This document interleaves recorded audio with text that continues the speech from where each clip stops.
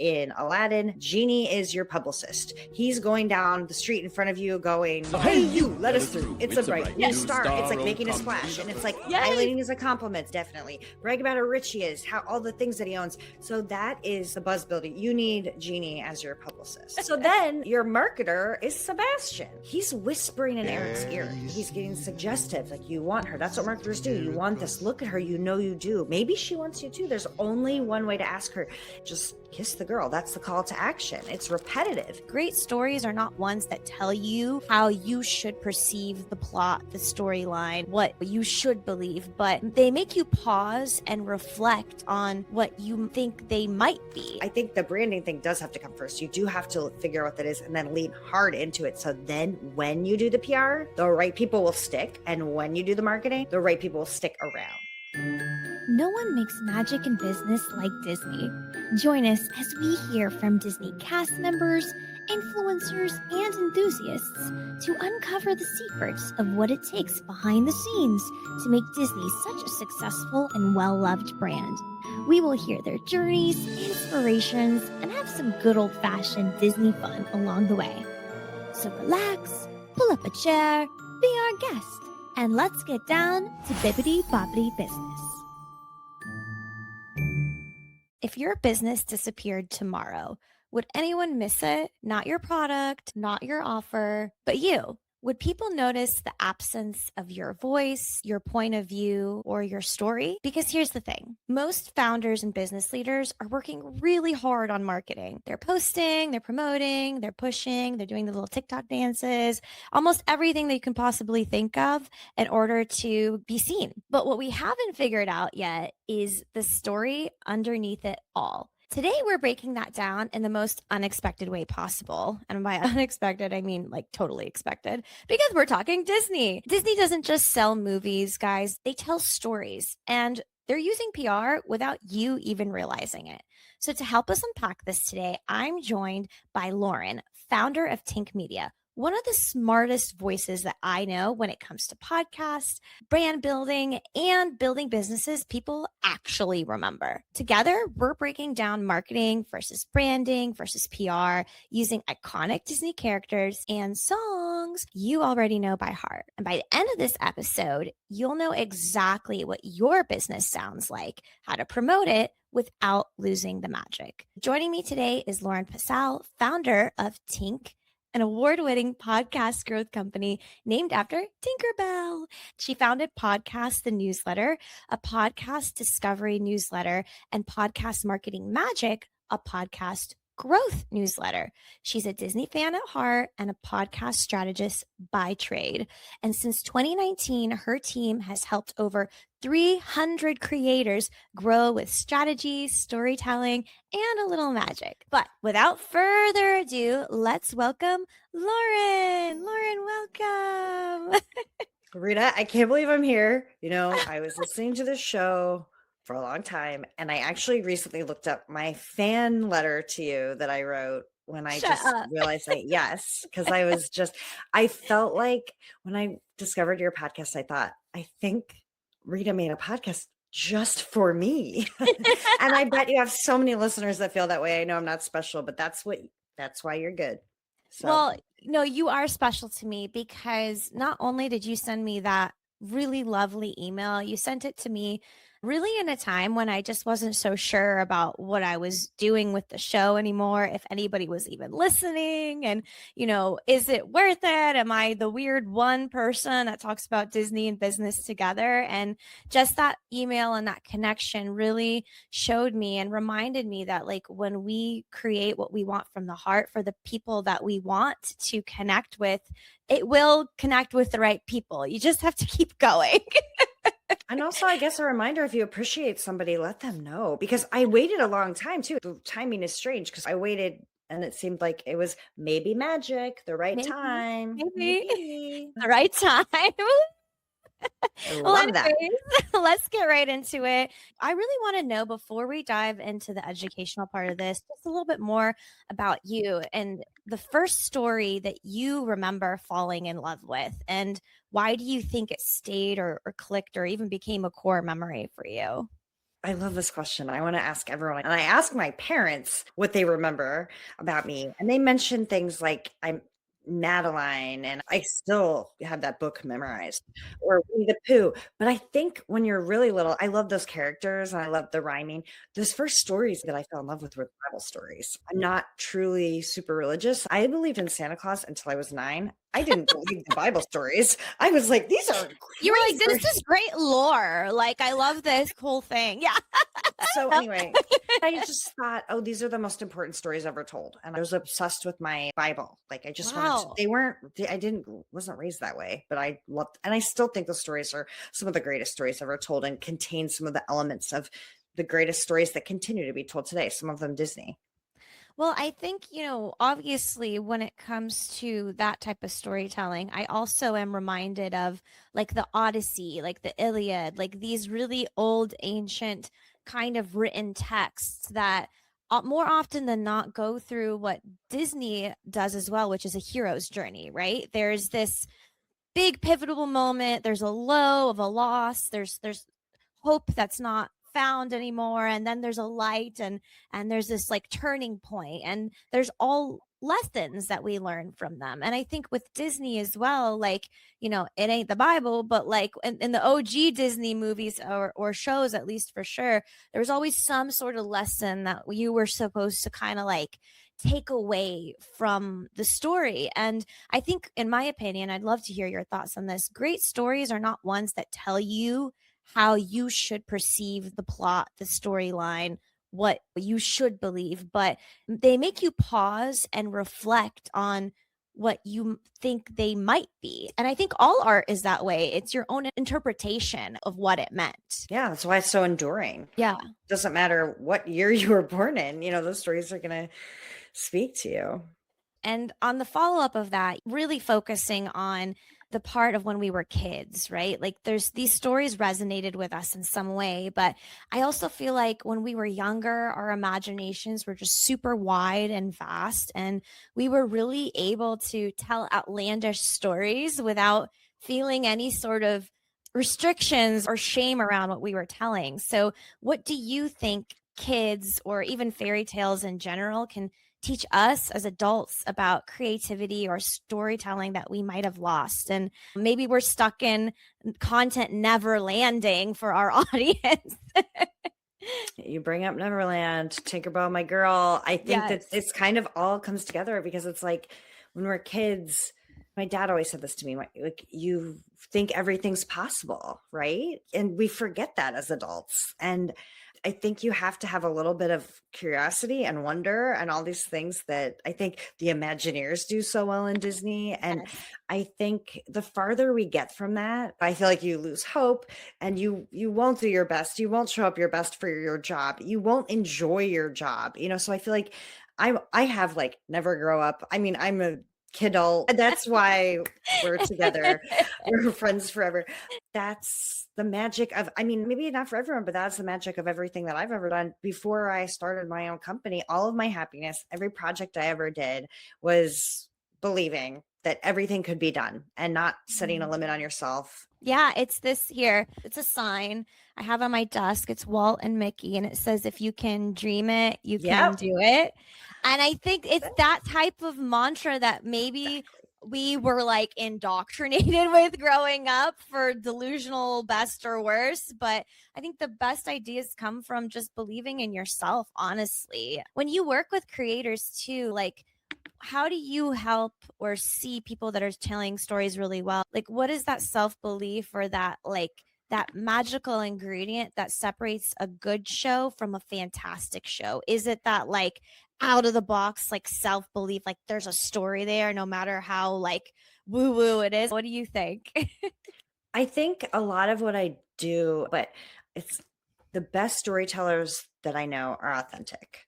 The best business owners I know are authentic and true to themselves and not afraid to be themselves. So I feel like it seems like a really simple thing, like be yourself, but man, think about your favorite creators. They're themselves. And I think at the beginning you were like, I wanted to talk about building a business that everyone remembers. Just being yourself is how I think I've been able to make my company stand out. I always say, like, I'm in a world of, we're both women who have companies that are glitter covered, glitter bomb. Yes. And that's a risk, right? Because people might be like, I don't know if I can take this person seriously. But I think when people meet both of us, they know that we're being authentic, and that shines stronger than anything else. And then the fact that you can then lead with the skills that you've built, that's a powerful punch.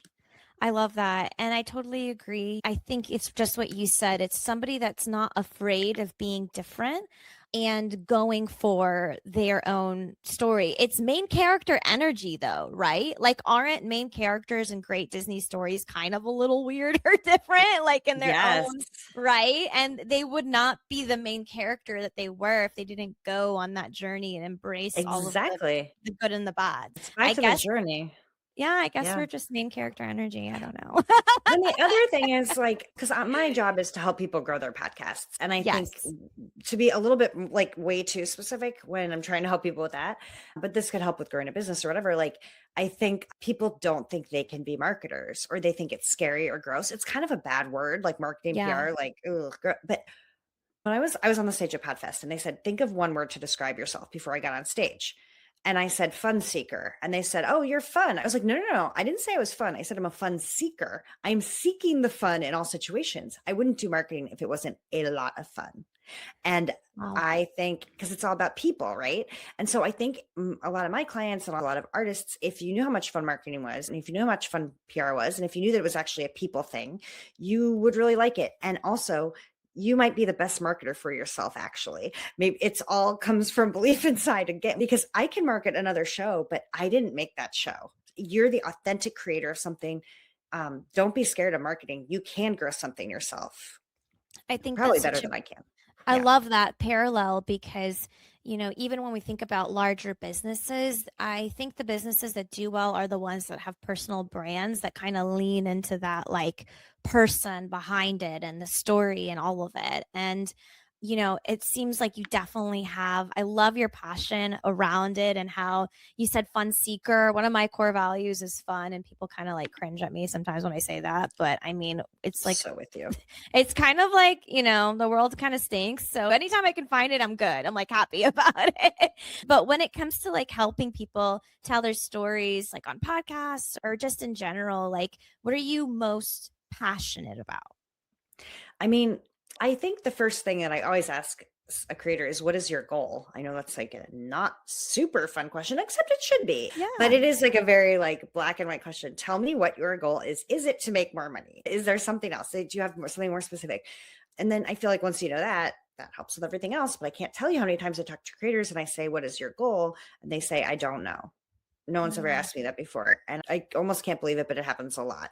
But then it really is to not try to be somebody else and to tell your own story. Don't be inspired by people. But I think it really starts even back before that, knowing yourself, really knowing yourself. And that goes back like really far back. That's something that you have to spend your entire life doing, So I don't know.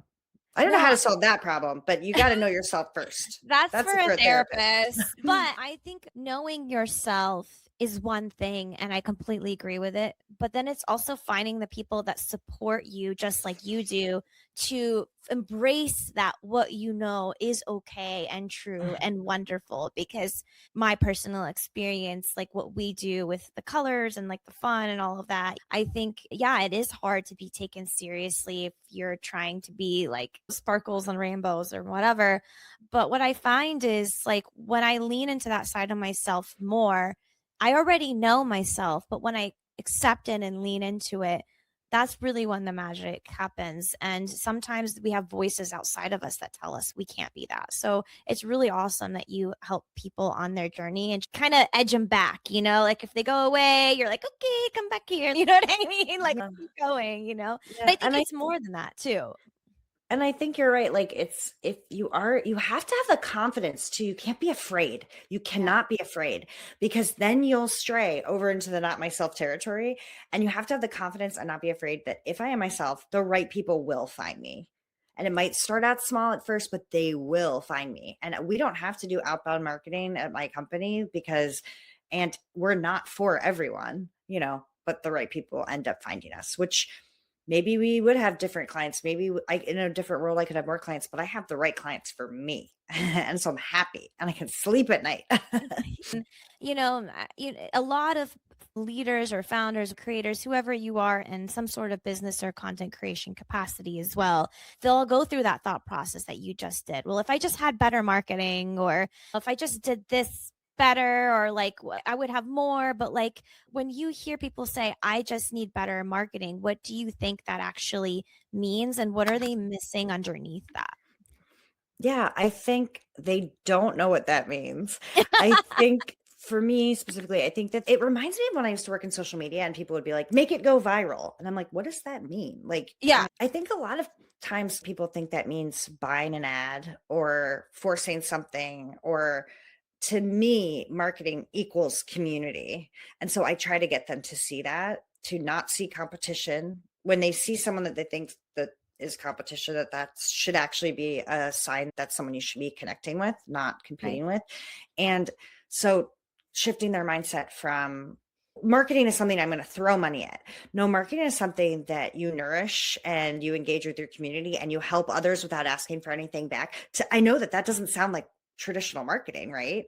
But because you can buy an ad and you can pitch yourself to things. But to me, it all kind of comes back to creating a good space for others to want to work with you and help you out and build, and, helping people out first. So then when, you need something, people are happy to help you, or they help you just because they want to, or because you're creating something good.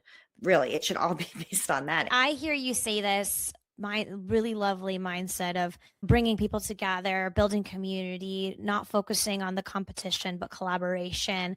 And I just think of the Avengers. Like the Avengers in each of their own right are boss superheroes, and they could probably go on to save the world by themselves. And if they wanted to be divas and not work with each other, they probably could, but they have an aligned goal and focus. So when they come together for a shared vision or goal, they're even better together. And I think we need that more now, more than ever, to be like-minded, in the sense that when we build relationships and focus on the human side of the work that we do, that could be the guiding light that separates marketing that's like whatever to like actually transformational experiences. What Avenger would you be?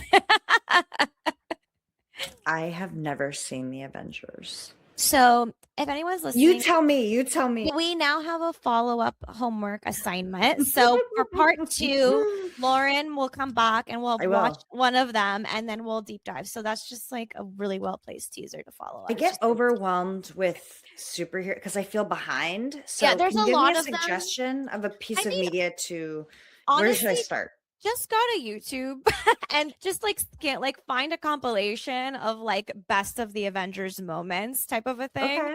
And then you'll kind of get like some of the character vibes or whatever. I don't know yet what you would be, but I just know. Who are you? I kind of want to just be like Jarvis, like the robot from Jarvis, Tony Stark. I watched all of them and I can't remember, but I want to be like, because Jarvis is like kind of like this like oracle type, like tell me what you need or whatever. And it just like magically happens. And I just want that power. I don't feel that I am actually that way, but it's an aspirational thing that it would be cool to have that like level of intellect. Honestly, on a day where I'm tired, I'm probably like Groot, where I just like can't say anything, and I'm just I know Groot. I know Groot because I go to Disney World a lot. Like I've picked up things, I've absorbed things. We'll pin this. We'll come back to this conversation another day, but we'll have a fun follow-up with it for sure.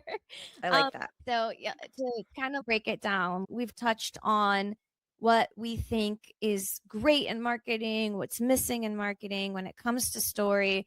But before we get into the bippity boppity side, to a non-Disney fan, if you're sitting somebody down in simple business terms, how would you explain the difference between marketing, branding, PR in a way that just is super easy and clicks for people? I think branding is figuring out, I'm going to sound like a broken record. It's figuring out who you are and then leaning into that. That is, to me, what branding is. Okay, so you said without Disney, can I bring in a little bit of Disney? Sure, we can Okay. cheat. Okay, because, well, the PR angle that I like, the way I would explain PR is getting the word out and making yourself sound really buzzy and pitching. To me, everything is pitching business or podcast or whatever in front of everyone. And what that usually means is you're going to get in front of some of the wrong people too, and that's okay. If you get in front of everyone, the right people will stick. So PR moments, to me, you're going to get in front of a lot of people. You might see a drop off after that. That's okay. Because at the same time, you're going to have to do marketing, to me. And keep in mind, I don't have a marketing or PR background, so feel free to fact check me. I'm figuring this is the Tink version of this. I'm nodding in agreement. I'm hearing Okay. it. Yeah. But then the marketing is really where I see more of the community-based stuff. That's working with others to get in front of, now you're getting in front of the right people. Marketing is cross collaboration. Marketing is, on a podcast, an example would be a 30-second promo read for each other. So you're doing a little advertisement for each other for free or something like that. Or, having an event and inviting someone in your space to the event. And then that kind of thing, that kind of like cross-pollination with the right kind of people. So with the PR people, you're getting in front of a ton of people. Some of those people are going to drop off. But at the same time, you're doing the marketing, getting in front of the right people. That might not take as long. That might not spike, but those people are going to stay. So you have to do both of those at once. And the way I'd like to explain it is, in Aladdin, Genie is your publicist. He's going down the street in front of you going, he's so strong. Prince Ali, fabulous. Yeah, fabulous. He's, Blah. let's go through it. First, hey, you, let us through. It's a bright new star. It's like making a splash. And it's like highlighting as a compliment. He's as strong as 10 regular men, definitely. Brag about how rich he is, how all the things that he owns, brag about how handsome he is, and then how beloved he is. So that is the buzz building. You need Genie as your publicist. Yeah. Does the Genie succeed in this one example? No. Jasmine gets mad anyway. Why? Because Aladdin was inauthentic, which is back to what we were saying earlier. Oh my God. I hadn't even thought of that. So then your marketer is Sebastian, because Sebastian, when Prince Eric and Ariel are on that boat and he's singing Kiss the Girl, he's whispering in Eric's ear. He's saying, he's getting suggestive. Like, you want her. That's what marketers do. You want this. Look at her. You do. Maybe she wants you too. There's only one way to ask her. It's making it really simple. It don't take a word, not a single word. Just kiss the girl. That's the call to action. It's repetitive. Ain't it sad? It is a shame you're going to miss the girl. That's so marketing, right? So FOMO. FOMO. Does he succeed in that specific example? No. Because again, she was inauthentic. I'm noticing a through line. I never thought of that before. Now, you brought up that Cruella de Vil is a good example of someone who has good branding. That is you. And I'm adding that to my list now because I had that because Cruella de Vil is herself, like her or hate her. She's going to be who she is. You see her in a second. You're like, that person is evil and she kills puppies. Yeah. You get it. And so this is kind of what I think of in like your podcast's cover art. Like, because this is all I know, like growing a podcast, like if I am going to put on my PR hat and pitch a podcast to be featured by Apple Podcasts, and it's not branded properly, like Cruella de Vil is not branded properly, and then it gets featured, it's going to get like, people are going to have the wrong idea about it and they're going to click on it. They're going to think, I'm going to like this. Ooh, I'm going to go away. And then the people that would have liked it wouldn't have clicked on it. So I think the branding thing does have to come first. You do have to figure out what that is and then lean hard into it. So then when you do the PR, the right people will stick. And when you do the marketing, the right people will stick around. Let's talk a little bit more about the Cruella idea here, because she also is, when I think about branding, it's you have values. Now hers aren't great, but she sticks to her values. Okay. You have your own values. You consistently show up the same way over and over again, because she's always like, you know what? I'm wearing this coat. And the way that I show up with my cigarette and, darling, I'm here, like it unapologetically yourself, but consistency in that showing up also like cements it too. What do you think? I mean, The consistency is, I can't believe I haven't even used that word yet. This episode is very good for me Yeah. because of you. No, because it is true. Like, you have to be consistent. You have to show up every time. Think of why that's hard, right? For a podcaster, that gets tiring. Or what you said at the beginning of this episode, you weren't feedback. sure. Yeah. Yeah. But you stayed true to yourself and you knew you wanted to keep on doing it, and you did. So it's hard to be consistent, but that is all the podcasts that have been successful that I've worked with have been consistent, stuck it through really hard times. You have to be consistent. It will work. If you do all of these things we're talking about, you will grow. You will succeed. I think those are the main elements. Yeah. And even to the point, like, where she was so consistent that now other people talk about her exactly the way that she is. Because remember the song that, like, the husband wrote or whatever? He's like, she doesn't scare you, then nobody No will. evil will. Yeah. It's like, yeah. And she basically creates her aura and her consistency and her branding, creates her own marketing when she does We're that. so smart. I already knew that. But, like, do you remember who his job is? He writes jingles. Yes, exactly. And he's at the piano saying, she's like a spider waiting for the kill. Now that is a cool, like, that's like he's writing a commercial for, he wrote a commercial for Cruella de Vil. Sorry, I'm a little slow on this. You're not so slow sorry. at all. We are on the same wavelength. We're on the creative boat through this. Like, if It's a Small World was like a marketing thought process journey, like, we're on the boat right now. We're looking at all the characters and the themes, and we're just there. We're there through that journey right now. That's what I feel like, at least. I want to do this. I want to create the ride. Okay, we'll add that to our to-do list. Add that to our to-do list. I'm a very busy woman and I haven't got all day. I will find time for that. I love it. And then, okay, so here's the part where I think you exceptionally thrive, which is community. And when I was thinking about this, I was like, what do I bring in as a Disney metaphor for community and ritual and consistency? It's the Lion King. Like, literally, there is the circle of life, and it moves us all, and it keeps going, and it channels this energy, keeps going, and it grows on its behalf, and it becomes so known and ritualistic that it's not even a question anymore. It's an expectation. And I think, especially in podcasting, we'll get nerdy with it now and talk about, like, community as a tool to grow. Like, where do you, it's the circle of life. You know what I mean? Like, talk me through that. Talk me through that segment. I think also, I'm stealing this from you, but having a shared value system, right? Like, and that kind of goes back to, we keep on saying, being authentic. It's like, because then you have your community, you're yourself, and then you go to your community and you show up as yourself, then you're going to be accepted as yourself. And then everything else has a better chance of working. So I hadn't even thought about the circle of life, but absolutely, that's what they do. And then also the idea that it's kind of timeless also. It just, like, it is like the oldest thing in the book, the shared community and working together and living as a tribe. That's what you kind of are. What your tribe. Yes. Mm-hmm. Okay. So this is going to be full circle now, because I really need to show you this really quickly if I can pull it up. But all of these things that we're talking about, it seems cheesy, but I really don't think it's not, to understand that until you know who you are, none of this can happen. And it's not just who you are, it's who you want your people to be as well. And that shared value. And in podcasting and any type of marketing too, but especially in podcasting, you have to intimately know who your type of listener is. Talk me through that a little bit. I mean, that's a really good point. You do have to think about who you're trying to find, who needs to hear your message.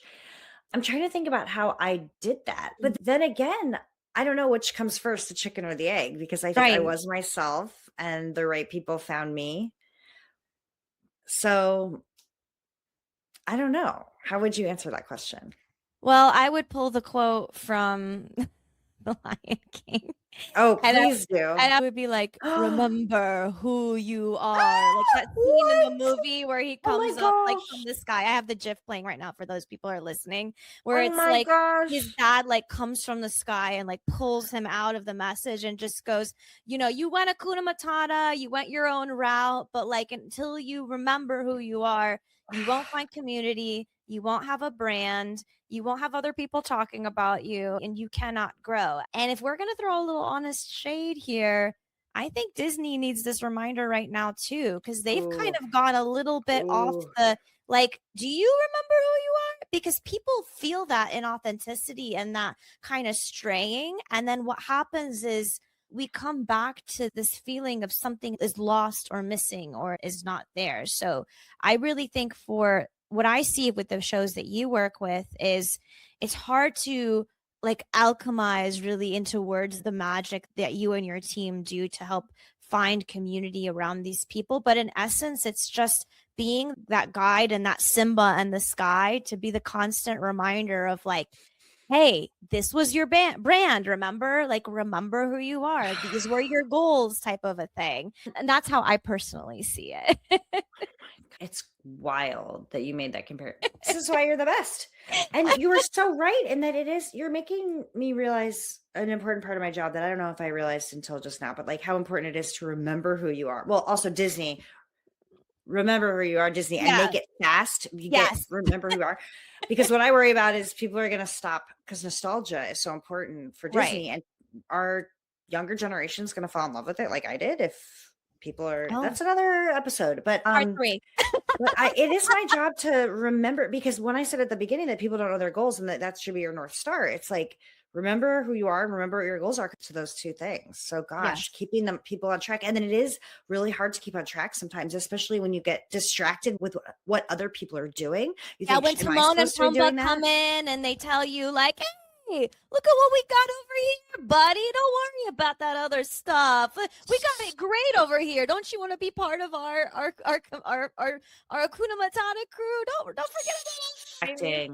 Yeah, it's so distracting. I think the Timon and Pumbaa for creators and marketers today are the trends. They are the people pushing only ads. They're the people that are like, you know, making you question whether or not your story is unique enough, or maybe you need to niche down even more, or maybe your angle isn't right. And it's all these like voices that distract you from understanding like maybe your true meaning or message of what you do. And it's not until Rafiki comes and hits you on the head that you're like, oh, okay, yeah, I think I remember what I was supposed to do now. Can I give you a really specific example about this? Because the thing in podcasting right now is everyone thinks they need to be on video.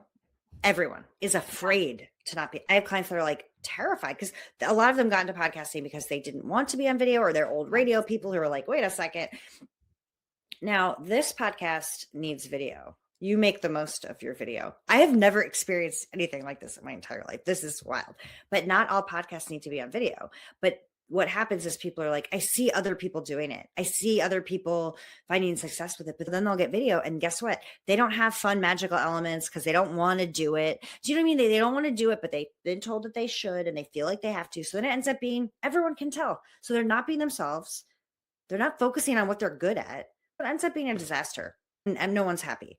Because we're losing the art of story when we focus too much on the aesthetics. And like, listen, I'm not going to act like I got my act together, because literally I was struggling to get even my own camera on before this interview. Like, I'm going to be completely real. But I think at the end of the day, if your story is meant to be visually perceived as well too, in a way that makes sense, then you need video. But not everyone has to have video in order to tell a great story. Storytelling in its oldest form was sitting around the fire in a caveman era, talking to one person to another.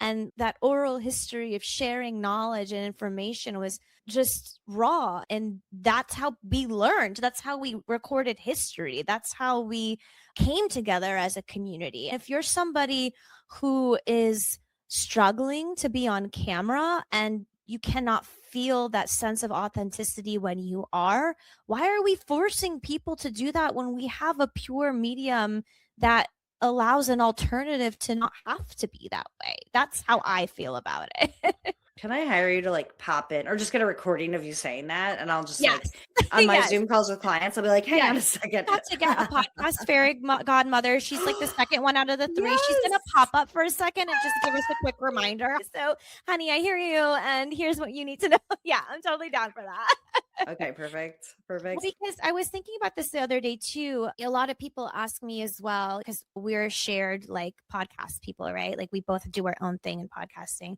People ask me, like, should I have video? And I'm like, well, do you even consume video? Like, first of all, like, do you watch it yourself? Like, are you your own ideal listener? There's somebody that I know who does a podcast about women's health. If I am somebody that struggles with a chronic illness and I want to put on a show to watch or listen to, I'm going to put myself in the consumer's shoes. I'm probably going to be laying down, maybe a heat warmer, a heating pad. Maybe I have a stuffy. Maybe I'm closing my eyes and I'm just trying to like immerse myself in a different world. And like, if that's your type of listener, if that's your persona, if that's the story you're telling, then meet your listener where they are. Don't try to make it something that it's not, because if, for my show, yeah, there's sparkles, there's animation, there's visuals, and I like to show them if you are able to watch along. But if there really isn't for your show, like I don't see a point. I don't see a point. Well, this is what I always tell podcasters, because a lot of them are just putting their podcasts on YouTube. Mhm. They should be two different experiences. Like it should be Yes. treated as such. And that's what you're giving your audience. Yes. So it's amazing. I love it. We should do on the webinar that we do together. I do have video examples that I've started to pull for people who do not want to be on camera, but still have engaging video visual for YouTube. So stick around for that if you're down Amazing. for it. Yes. I really want to slow down and just take it back to center here for the episode. I know that there's somebody out there that's just dying to start their storytelling journey and they want to share their voice and they want to talk about their brand. They want to do everything that we've talked about today. But Lauren, if they're afraid or stuck, what last piece of advice or encouragement could you share to help them get that started for themselves? I think the only reason I've been able to do anything I've been able to do is because I'm not afraid. And I'm not afraid to make a mistake. I'm not afraid to embarrass myself. So I would say don't be afraid. And also don't be afraid to start so small. Test the waters. Like if you want to start with a newsletter. If you have an idea for a business and see if you can find your community out. I just was telling my friend to do this. She wanted to start a physical business. And I was like, why don't you start a newsletter first? It's no overhead. You can start testing the waters and seeing how people respond to it. So start teensy, tiny, but don't be afraid to start teensy, tiny. And then you build up a little bit of more courage and then you grow that a little bit more. So I think it's starting super small, but don't let being perfect get in the way of starting that tiny step that could be really fun and rewarding if you stuck with it. So start small, dream big, and don't let the small stuff get in the way of pursuing that. Yeah. Well, before we wrap, I just want to come back to where we started, Lauren. I really thank you so much for being here. If you're listening to this, we started this episode and I asked you a really simple but a tiny bit of an uncomfortable question. I asked you, if your business disappeared tomorrow, would anyone miss you? Not your logo, not your product, not your posts, not your podcast, but your voice, your point of view, your story, and you as a whole person. Because Disney really didn't become Disney by shouting louder.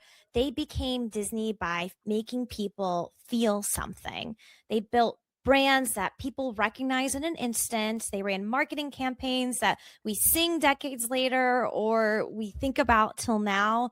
And they earned PR through moments that spread without being forced. And most importantly, they created community where everyone knew their place in the story and saw themselves as a part of it too. So the good news is you don't need a castle or a soundtrack or a fairy godmother to do that. You just need clarity, you need courage, and you need to believe that your story actually matters. So if you're listening to this and thinking, maybe I'm not ready yet, or who cares what I have to say, this is your reminder today that magic doesn't come after the confidence, just like Lauren was talking about. Confidence comes after you start. So I appreciate you so much for bringing that storytelling and fairy dust magic to this conversation. And thank you so much for reminding us that when you lead with yourself and with story, that you can really build that community as well. And I'm so excited to do a follow-up on your side of the podcast fairy realm of content too. So yeah, for everyone listening, here's my mic drop moment for you. Go tell the story only you can tell, because someone out there, just like Lauren, just might be waiting to hear it.